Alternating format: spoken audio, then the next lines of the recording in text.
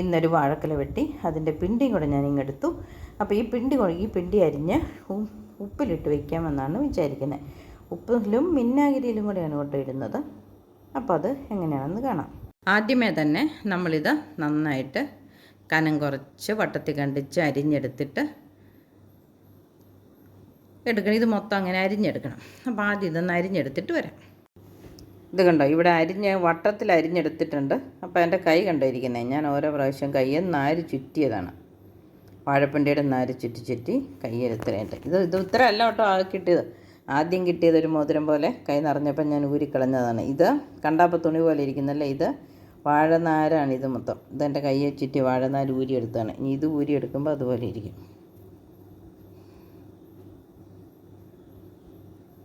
കണ്ടോ, അടുത്ത മോതിരം. ഇനി നമുക്ക് ഇതെല്ലാം ഒന്ന് ചെറുതാക്കി കഷ്ണങ്ങളാക്കാം.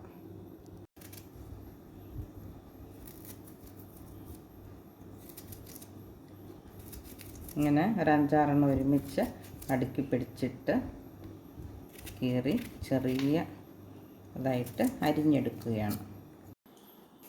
ഞാൻ ആ വാഴ പിണ്ടി മുഴുവനും അരിഞ്ഞെടുത്തിട്ടുണ്ട്. ഇനി ഇത് നമുക്ക്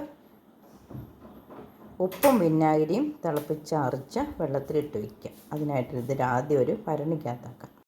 നമുക്കിത് ഈ ഭരണിക്കകത്തോട്ട് ഇത് ഞാനിവിടെ 2-3 ഭരണി കഴുകി തുടച്ച് ചൂടാക്കി എടുത്തിട്ടുണ്ട്. അതിലേക്ക് മാറ്റാം. ഈ 2 ഭരണിക്കകത്ത് ഒന്നൊരു ചെറുത്, ഒന്നൊരു വലിയ ഭരണി, ഇത്രയുണ്ട്. ഇനി നമുക്കിതിനകത്ത് ഒഴിക്കാൻ വേണ്ടി ഒപ്പം വെള്ളവും വിനാഗിരിയും ചേർത്ത് തിളപ്പിച്ചാറിച്ചെടുക്കുകയാണ്. വിനാഗിരിയും വെള്ളം കൂടെ അടുപ്പത്ത് വെച്ച് തീ കത്തിച്ചു. ഇനി നമുക്ക് ഞാൻ ഒരു സ്പൂൺ ഉപ്പിട്ട് ഇളക്കി നോക്കാം.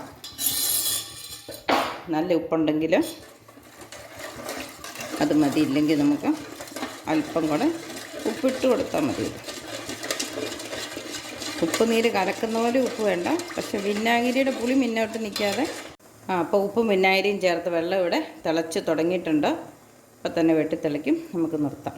മൊത്തം എല്ലാ വശത്തോടെയും തിള വന്നിട്ടുണ്ട്, നിങ്ങൾക്ക് കാണാമല്ലോ. ഇനി അതൊന്ന് വെട്ടി തിളയ്ക്കുമ്പോൾ നമുക്ക് നിർത്താം.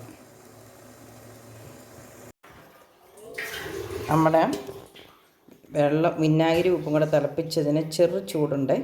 ആ ചെറു ചൂടോടെ ഞാനിത് ഒഴിച്ചു കൊടുക്കുകയാണ്.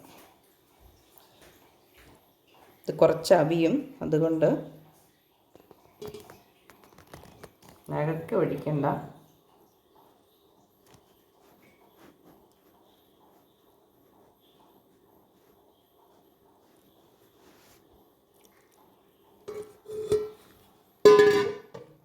നാളെ രാവിലെ ആകുമ്പോഴത്തേനും